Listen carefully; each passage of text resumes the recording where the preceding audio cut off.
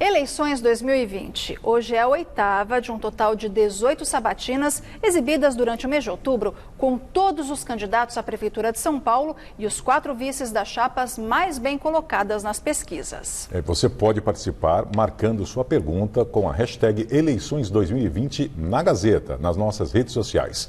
Quem comanda as entrevistas é a Denise Campos de Toledo.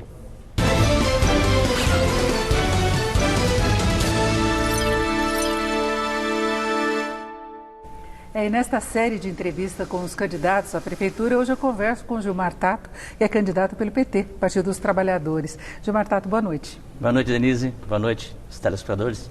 Bom, você já tem uma experiência na área administrativa como secretário 2 vezes, em duas prefeituras aí ocupadas pelo Partido dos Trabalhadores, e especialmente na área de transportes. Eu queria começar falando exatamente sobre isso. Quais seriam as suas propostas se eleito prefeito? Então, você sabe que a Gazeta fica aqui na Paulista e eu vi agora aqui por cima a ciclovia e também a faixa de ônibus e também a redução de velocidade. Então, isso aconteceu na cidade toda, Denise. E agora eu quero ampliar, voltar às 4 horas da integração do ônibus, que o Dória e o Bruno tiraram, fazer mais faixas de ônibus, porque nós temos que priorizar o transporte coletivo. Quero fazer mais ruas abertas, como acontece na Paulista. E quero agora dar o passe livre para o desempregado, para que as pessoas possam procurar emprego.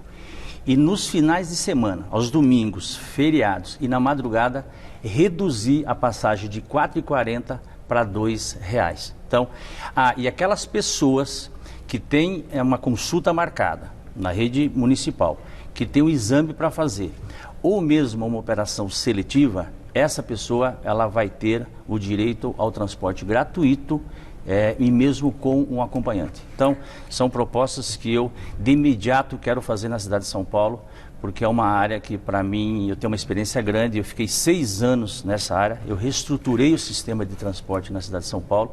Então, o que você vê de faixa de ônibus na cidade, de ciclovias e o bilhete único, que foi a grande sacada para fazer com que as pessoas reduzissem o tempo e economizassem recursos. Então, essa experiência eu quero, agora como prefeito, fazer muito mais. E como custear isso? A gente tem visto que transporte é um dos setores aí que mais demandam recursos públicos. Como é que se poderia dar essa gratuidade? Olha, não vai ter jeito. Nós temos que ou manter ou aumentar o subsídio. Nós podemos criar novas fontes de arrecadação.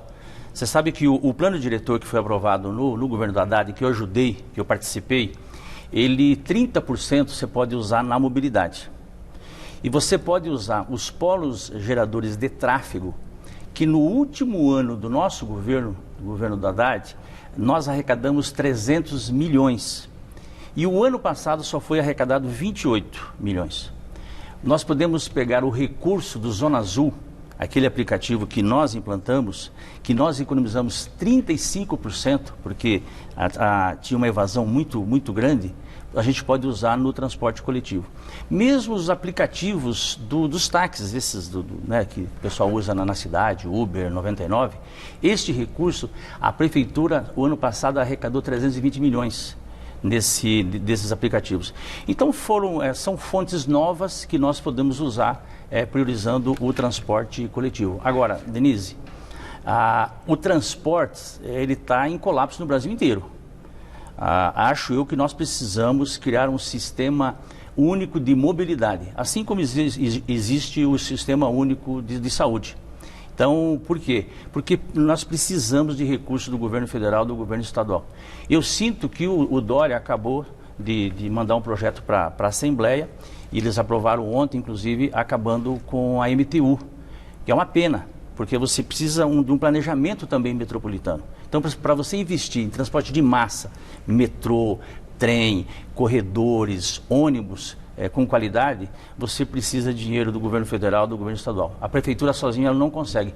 Por isso que nós fizemos as faixas de ônibus, que ela resolve, do ponto de vista das pessoas ficarem menos tempo no sistema de transportes. Você tem linhas, por exemplo, lá de Cidade Tiradentes, Guaianazes, ou mesmo de Parelheiros, da Emboimirim, as pessoas economizaram 50 minutos 1h10 por dia. Então, isso é uma qualidade de vida muito, muito grande e que nós temos que continuar fazendo isso. Agora, eu lembro que quando foi feita a ciclovia, ciclofaixa, dependendo dos locais da cidade, houve muita reclamação, inclusive de comerciantes, que tiveram problemas aí com relação ao estacionamento, acesso às lojas. Haveria uma revisão nisso? Ou na sua avaliação, o que foi feito naquela época era correto e deveria insistir nesse processo? Olha, eu deixei pronto e foi mandado para a Câmara o Plano Municipal de Mobilidade e neste plano e também o Plano Cicloviário. E neste plano, lá está escrito que cada governo deveriam fazer pelo menos 500 quilômetros de ciclovias. Nós fizemos 420 e deixamos preparado projetos para fazer. Se essa gestão tivesse feito 500 e a próxima mais 500, a cidade teria 1.500 quilômetros de ciclovias, que já é bastante interessante, importante do ponto de vista de ter as conexões. Assim como aconteceu na época dos corredores, a cidade ela teve conflito. Eu lembro que quando eu fiz o corredor da Rebouças, teve manifestações, lá ainda na época do governo da Marta. E depois, no governo da Haddad, nós fizemos várias faixas de ônibus, teve uma aceitação muito grande. Teve uma pesquisa da Rede Nossa São Paulo que 90% aceitou e aceita os corredores de ônibus. A mesma coisa aconteceu. Mas o trânsito piorou em várias regiões da cidade. Não, a mesma coisa aconteceu com as ciclovias. Em circulação e se tira uma faixa para a ciclovia. Eu queria fechar rápido para a gente falar de outros temas. Você sabe quando nós reduzimos a velocidade, melhorou a fluidez do trânsito em 17%? Porque quando um veículo está a 90 km por hora, a distância entre um veículo e outro tem que ser maior. Quando diminui para 50, diminui.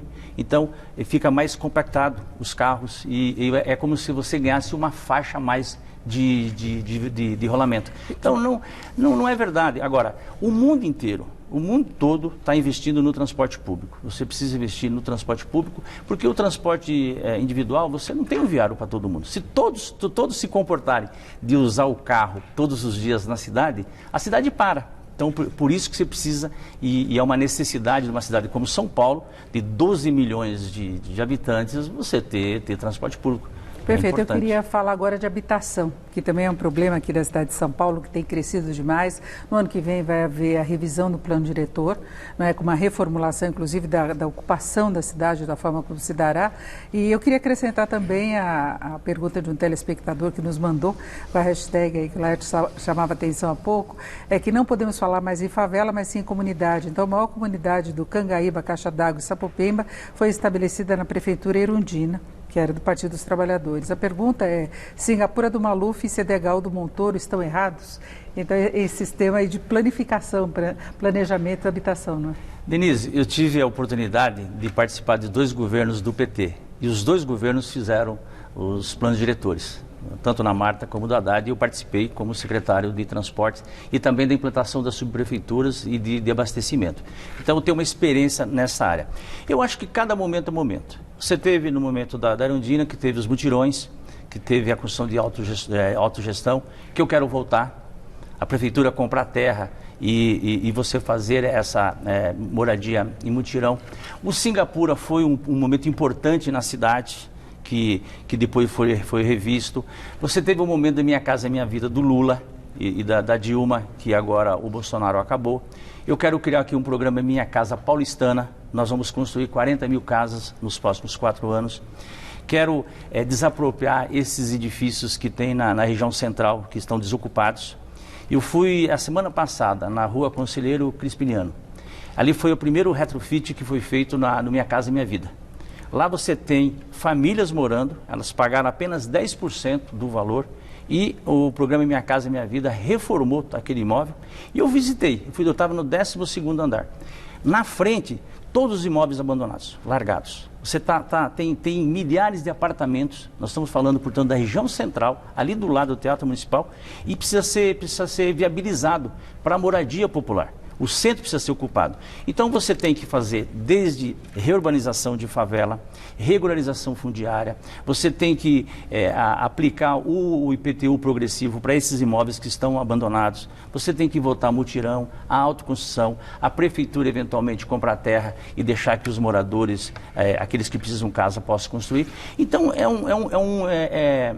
São várias frentes que você precisa fazer. E para isso precisa ter experiência. E para isso você precisa, não pode chegar de repente e já falar, nós vamos fazer isso, vamos fazer aquilo. Não. Isso é um histórico. A vantagem do PT ter governado 3 vezes é que a gente tem um acúmulo, nós temos uma experiência na cidade. Isso vale para moradia, vale para o transporte, vale para assistência social, vale para a saúde, vale para alimentação escolar, vale para a educação, para a cultura. Eu quero saber de educação. Tudo isso, nesse momento de pandemia, que a população precisa de um prefeito experiente, nós não podemos ficar inventando, porque às vezes a novidade ela é uma tragédia para o país. Então, você citou educação, e educação vai ter desafios maiores pós-pandemia. Como é que se pode tratar isso e cuidar das defasagens que nós já tínhamos, né? Primeiro, se eu fosse prefeito, eu ia ouvir a ciência, as autoridades sanitárias, para se voltava às aulas ou não. Segundo, eu aproveitaria este momento de pandemia, que as escolas estão fechadas, para reformar as escolas, para fazer com que tenha torneiras, a volta às escolas aconteça com os testes para as crianças, para todos os servidores, aumentar o número de salas, verificar como que vai ser o funcionamento no recreio. Isso não está sendo feito e poderia ser feito gerando empregos. A segunda coisa que eu faria é conversar com os profissionais de educação e os pais e as mães um plano pedagógico. Porque é evidente, você tem situação agora que você tem um aluno que está mais avançado, ou porque tem internet, tem um computador em casa, ou porque a mãe e o pai têm um esclarecimento maior, e você tem aluno que está defasado. Então você não pode colocar na mesma sala de aula esses alunos com defasagem diferente. Então, precisa haver esse plano pedagógico e preparar, ao invés de ficar anunciando, nós vamos abrir as escolas semana que vem, todo dia ficar falando que vai abrir, não, monta um plano pedagógico esse ano, prepara os alunos, prepara os profissionais de educação para voltar de forma adequada ano que vem, que pode voltar em janeiro, não tem problema. Isso não está sendo feito. Então, e do ponto de vista da qualidade da educação, e felizmente foi aprovado o Fundeb, que significa que a cidade de São Paulo vai receber o ano que vem em torno de 2 bilhões a mais, nós temos que valorizar os profissionais de educação, que aliás, amanhã é o dia do professor, essa semana, tá certo? E é dia do professor, eu sou professor também, minha mulher é professora, parabéns a todos os professores e professoras pelo seu dia.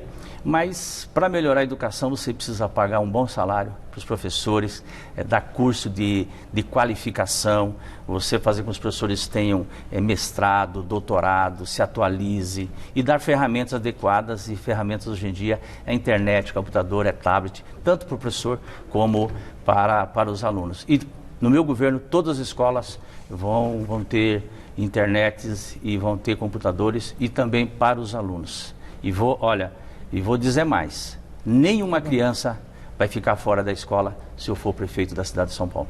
Perfeito, eu ouvi aqui Gilmar Tato, que é candidato pelo Partido dos Trabalhadores, pelo PT. Gilmar Tato, muito obrigada. Uma boa noite. Boa noite. Vocês.